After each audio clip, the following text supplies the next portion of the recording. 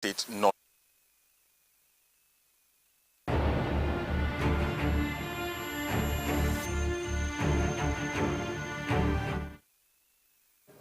Hello and welcome to Business News. I'm Osita Okere. A federal high court in Lagos sentenced the managing director of a failed integrated microfinance bank, PLC, Mr. Simon Ademola Akinte, to 32 years imprisonment over fraud to the tune of 33.250 million naira and 166,000 US dollars. Akinte was found guilty by Justice Mojisola Olatoregun of 8-count charges pressed against him by the Nigerian Deposit Insurance Corporation, NDIC, through the Director of Public Prosecutions, Federal Ministry of Justice, over his role in the mismanagement of the failed bank. The judge sentenced Akinte to 4 years prison term on each of the counts, which are to run concurrently. However, she gave the convict an option of 16 million naira fine, representing 2 million naira on each count. While sentencing the convict, Justice Olatorego said the convict misplaced the trust reposed in him by depositors of the microfinance bank. Others must be deterred from throwing caution to the wind when saddled with position of trust, particularly in handling people's money or assets. The court, however, acquitted and discharged Akinte's executive director, Mr. Gabriel Adepoju, who was charged with diverting over 22 million naira from the failed bank to Guard Press Limited. The prosecuting counsel, Mrs. Ndigi Gladys Ezenwakuba, argued that the offense committed by Akinte was contrary to Section 18, subsection 1A, and 18, subsection 3, and 15, subsection 1A of the Banks and Other Financial Institution Acts of the Federal Republic of Nigeria, 2004, and punishable under sections 18, subsection 2, and section 16, subsection 1A and of the same act. IMFB was granted an operating license by the Central Bank of Nigeria on the 4th of October 2006. The bank, which was one of the leading microfinance banks in Lagos State with branches all over. The country became insolvent in 2016 following the Central Bank of Nigeria revoking its banking license and appointed the NDIC as liquidator to wind up its affairs. In its role, the liquidator of the corporation filed suit FHCC 234/2016 against Akinte and Adepoju with a 10-count charge of conspiracy, granting of unauthorized credit, criminal conversion, and fraud involving various sums to the tune of 33.250 million naira and 166,000 US dollars belonging to the defunct bank. Trial commenced in the matter in October 2017 and judgment was reserved by the court for the 22nd of November 2018. However, the judge was not around and the matter was further adjourned to the 18th of December 2018 for judgment. The Federal Capital Territory Administration, FCTA, has launched a social health insurance scheme to cater for the health needs of retirees in the territory. Secretary Human Service Secretariat Adamu Bapa, who made this known at the inauguration of the program in Abuja, said the health insurance scheme is geared towards poverty alleviation, accessible health service for retirees, and wealth creation for the nation. Nigeria recently reported that the country loses over $2 billion annually as a result of poor healthcare delivery. On this premise, the Federal Capital Territory Healthcare Insurance Scheme, FHIS, embarked on a health insurance for retirees in the FCT to improve on human capacity development and wealth creation from healthy Nigerians. Having considered these difficulties, the FHIS in the FCT decided to establish the RSHIP with the objective of reducing out-of-pocket expenditure on health by retirees. The most important plan that you can make for a retiree is the health care. At the retirement age is when the sources of income most of the time is now reduced. The initiative, which is in line with the universal healthcare coverage goal of improving life expectancy, will leverage on the Basic Healthcare Provision Fund in Nigeria. This is going to take free health care to the poor in every part of this country. It's going to really impact positively on the health of retirees. If the regulators and the operators work together, you can be sure that the processes will be fine. Most of us, after retirement, they have gone back to village. And if you are living in a village where HMO is not there, then the scheme is not going to work. The federal government in 2018 began the disbursement of over 56 billion naira to the 36 states of the Federation and the FCT from the Basic Healthcare Provision Fund to further encourage health insurance in Nigeria. Osita Okiri, AIT News. The Registrar General of the Corporate Affairs Commission, CAC, Azuka Azinge, says the number of uncollected certificates of registration is high and urged business owners to collect their certificates. Azinge, in the message delivered by Gado Shehu, CAC's Director of Business at a forum with commerce and industry correspondents in Abuja, also added that the deadline for business name registration, government-approved discount rates will soon end.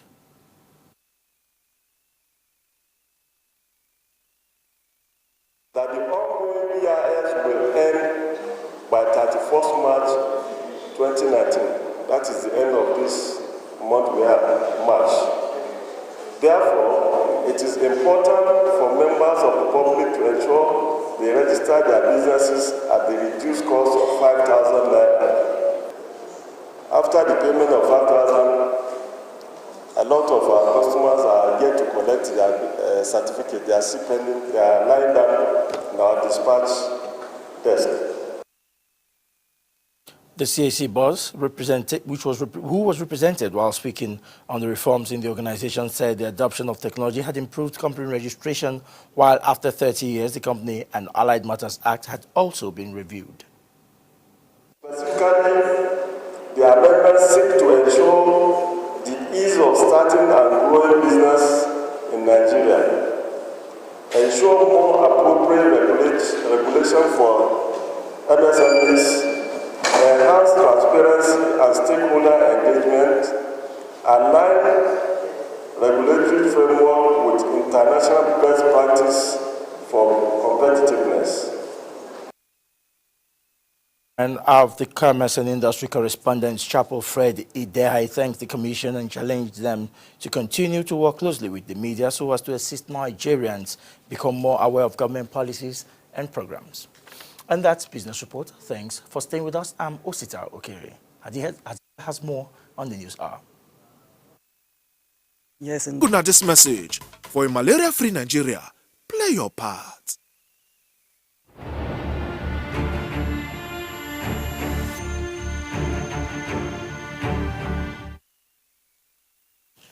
Welcome to Business. The Federal High Court sitting in Lagos has sentenced the Managing Director of the failed Integrated Microfinance Bank, Simon Ademola Akintaye, to 32 years imprisonment over fraud to the tune of 33.25 million naira and $166 million. Akintaye was found guilty by Justice Mojisola Olatoregun of 8 count charges pressed against him by the Nigerian Deposit Insurance Corporation through the Director of Public Prosecution and Federal Ministry of Justice over his role in the mismanagement of the failed bank. The judge sentenced Akintaye to 4 years prison term on each of the counts, which were to run concurrently. However, she gave the convict an option of 16 million naira fine, representing 2 million naira on each count. And while sentencing the convicts, Justice Olatoregun said others must be deterred from throwing caution to the wind when saddled with the position of trust, particularly in handling people's money or assets. The court, however, acquitted and discharged Akintaye's executive director, Gabriel Adepoju, who was charged with diverting over 22 million naira from the failed bank to Guard Press Limited. IMFB was granted an operating license by the CBN on the 4th October 2006. The bank, which was one of the leading microfinance banks in Lagos State with branches all over the country, became insolvent in 2016, following which the Central Bank of Nigeria revoked its banking license and appointed the NDIC as liquidator to wind up its affairs. The Central Bank of Nigeria says it will support any move to return Nigeria to the glorious days of oil palm exportation by the country. And Governor of Central Bank of Nigeria, Godwin Emefiele, who made the pledge and says the resuscitation of oil produce in Nigeria remains a vital ingredient for the growth of Nigeria's economy. In the late 50s, Nigeria's phenomenal position as palm oil producing country was legendary. It made Malaysia one of the world's greatest producers to search for seedlings that has now multiplied to make it a giant in palm oil produce. Unfortunately, this pitiable retrogression in palm oil has left Nigeria in the production of barely 3% of the global supply of palm oil. This is why the Central Bank of Nigeria, alongside governors of the palm oil belt, have agreed to re-strategize to reduce reliance on crude oil import as well as diversify the productive base of the Nigerian economy. Governor of the Apex Bank, Godwin Emefiele, says the bank is determined to improve growth in the agriculture and manufacturing sector in Nigeria by working with large and small-scale farmers. This indicates that Nigeria still expends close to $500 million on oil palm importation annually, and we are determined to change this narrative. Governor of the South-South and Southeast geopolitical zones of the country commended the efforts of the central bank and pledged to support the initiative. We should have a very clear plan that details what we need to do, by who and when. We have managed to cultivate about 4 million seedlings of the general species, and we have actually consumed about 3 million of those. We need a whole lot of input from the research institutes on how to move this forward, because if we go just the same way in a very blindfolded manner, the yield might not be as good, and so many things of this may not be achieved. Emefiele, however, challenged Nigerian security agencies of their roles in developing Nigeria's productive sector by tackling smuggling. Ongma Oche, AIT News, Abuja. Decisive policy actions and reforms need to be implemented to further develop the Nigerian financial system in order to reposition the nation's economy. And this is the key objective of a seminar organized by the Nigerian Deposit Insurance Corporation for staff of the Ministry of Finance and other stakeholders. And Director of Research, Policy and International Relations Department of the NDIC, Sunday Oluyemi, who represented the Managing Director and Chief Executive of NDIC, Umaru Ibrahim, and said the training would foster collaboration and knowledge sharing between the staff of the Finance Ministry and the NDIC. Their unique mandate too, in at least implementing the fiscal policy of the federal government. We have identified that at least there could be critical skill gap, and the essence of this seminar is just to at least to help sharpen that skill gap. There's a synergy between Federal Ministry of Finance and Nigeria Deposit Insurance Corporation. And so we need to be at the same page in our attempt to make sure that the Nigeria financial system works. The seminar brought together critical thinkers in the Nigerian economic space to further deepen the development in the financial system to effectively address evolving challenges.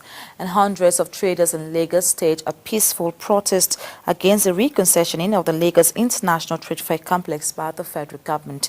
The traders who shut down the market in the early hours of Monday want the government to review the concessioning and the lease policy before implementing the policy.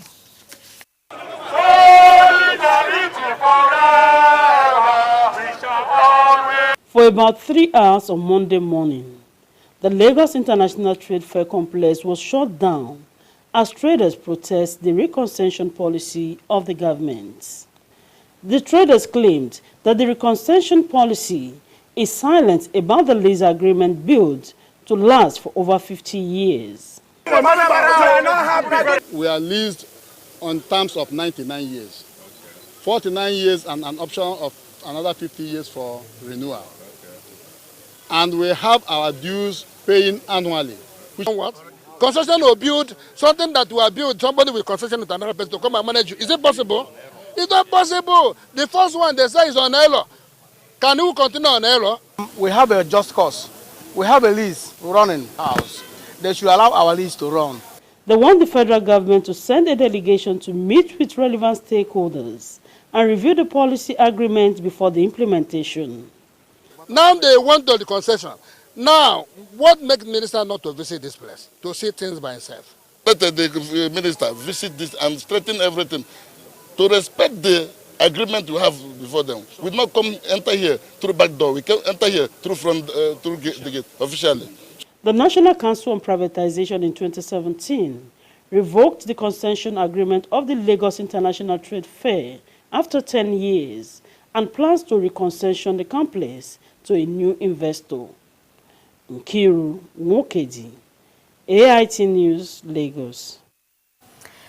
Zenith Bank PLC has reiterated its commitment to customer satisfaction and quality service delivery. And speaking at the Shareholders Forum in Lagos on Monday to appraise the bank's performances as contained on the 2018 annual report, Chairman of Zenith Bank Jim Ovia said compliance with best corporate governance policies and meeting customer needs has enabled the bank maintain its leading role as one of Nigeria's dependable bank in the financial sector. Another opportunity to take stock of one of Nigeria's leading banks in the financial sector. And this opportunity paved the way for the chairman of the bank, Jim Ovia, to appraise the bank's annual report for the year 2018. Registered in the books of the company at the close of business on the 8th day of March 2019, bringing the total dividend for the financial year ended December 31st, 2018 to #2.80, a gross dividend of 87,910,182,000. With a shareholders fund growing by 0.5% to close at 816 billion naira within the period under review, according to the management of Zenith Bank, has led to the creation of a safe buffer zone for business expansion over the years. The period under review also saw profit after tax increase by 11%, translating to 19.6 billion naira, a development the bank say was informed by efficient tax management strategy. We've never disguised the fact that the bank itself is the core and the cornerstone of our business. The bank is 29 years old today, but if we check our oldest subsidiary, the one we have in Ghana and the UK, they are just about 10-11 years. So we cannot expect their profitability to even be close to that of the bank. And I think they've recorded tremendous progress from less than 3% contribution.